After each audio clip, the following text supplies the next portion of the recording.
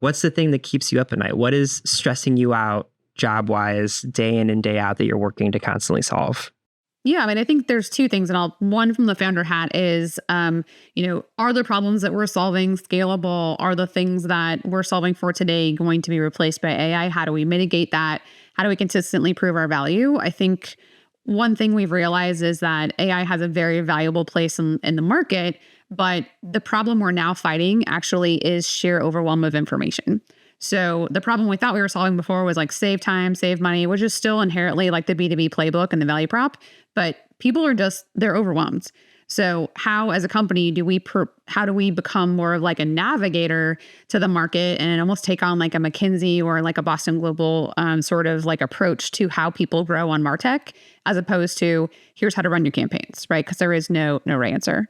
From a marketing standpoint, I'd say what keeps me up at night is when you're consistently producing in a channel and that channel changes. So we are heavily into YouTube, as you mentioned, and we are now, we're in the podcasting space too, but should either of those platforms shift or change on how you capture leads, that's a big piece of our strategy. So I think always looking at having this, like a friend of mine called it a healthy paranoia, having a healthy paranoia for your lead generation and marketing programs to be always vigilant, yet not knee-jerk reaction to change them very fast if there seems to be something awry. Mm-hmm.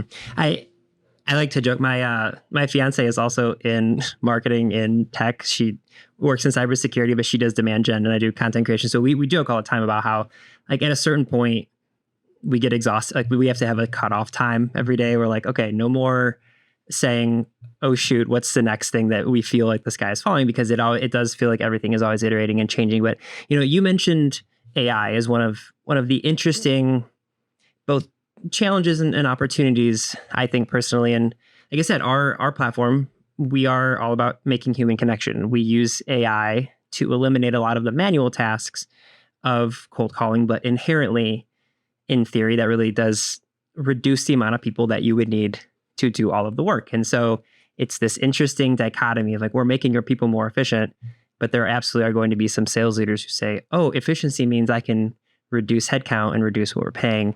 And so kind of, I'm curious for you guys, the same thing, like, how are you approaching AI, especially from a HubSpot space where it is written content, where a lot of things can absolutely be automated?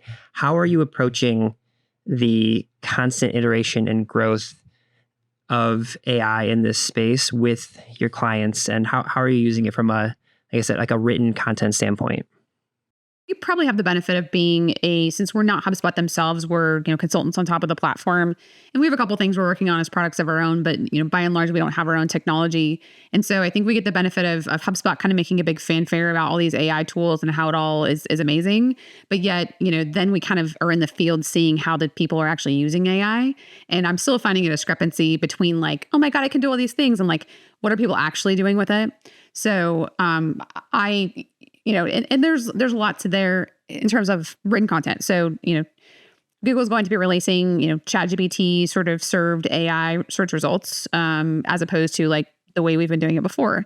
So I have no doubt that the platform will probably shift in how we create content. But most of my skepticism over here says there's a lot more talk about AI inside of every one of these tools. It's just kind of like, it's like, if you didn't bake it in, like, you're going to be written off, but no one really knows what it is inside there. They don't know how to use it. And still today, Adam, a lot of people still struggle to know their customers well enough to even put it to use. That is such a great point. And that is something where, one of the first conversations on this podcast was with a founder of a company called Actively.ai. His name's Anshul Gupta. And like, their tool basically takes all of the information, the data enrichment that a rep would call and have a conversation with you and say, Ali, I know that you're probably not buying right now because 95% of the market isn't at any given time, but I would love to learn more about you, yada, yada, yada, has the conversation. And then they can take all that information so that they actually can, when those people are ready to buy, have a truly informed conversation. Because to your point, if you don't have the proper data about your prospects, your clients, your customers, it doesn't really matter what your AI, how strong it is, because it doesn't have the ability to do anything unless you can provide the proper data. And this is really interesting because you saying like a lot of people still don't understand what it can do, and so they're maybe not using it.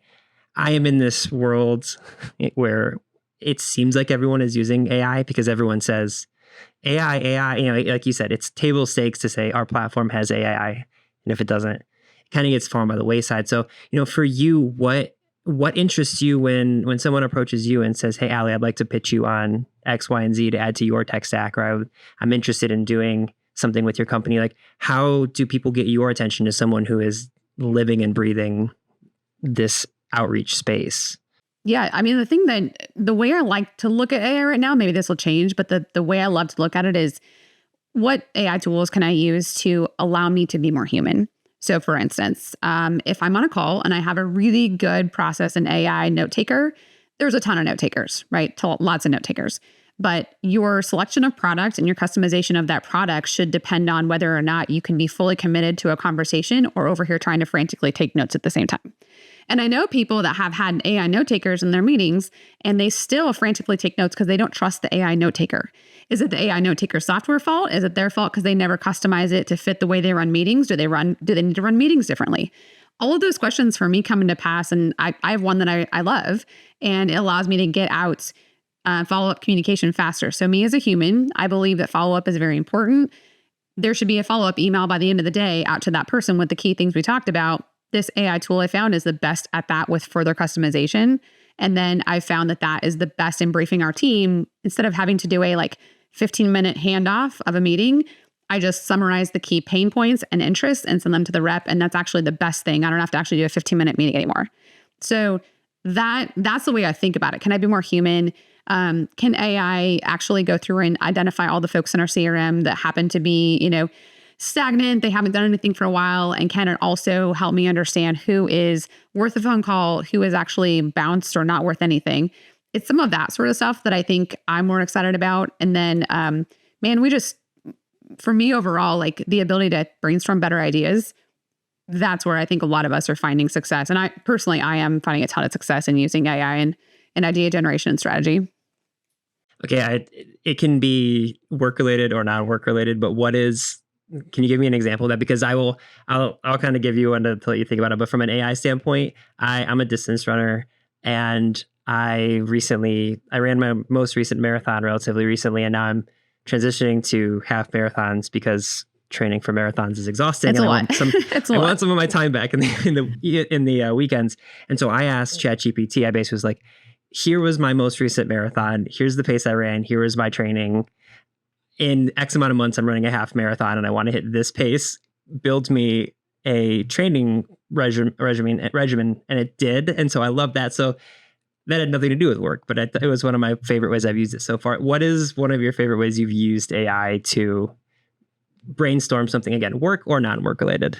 Yeah, well, there's two ways that I use AI, and one of them might be giving away some secrets, but I'll say here in a second. The first way, non-work related, is I don't know I don't think you're a parent, but I have two boys in the schools. Anybody who's a parent and they deal with school communication, I love schools, but they tend to email you and text you, and they don't send you meeting invites like we're used to in this B2B world. So they send out an email with the dates in them, and I'm like, I don't have time to read all this and go through all this. So I'll take the emails and throw them through AI and basically say, pull out the key dates, throw them in a spreadsheet in a CSV and upload I can upload that to my calendar.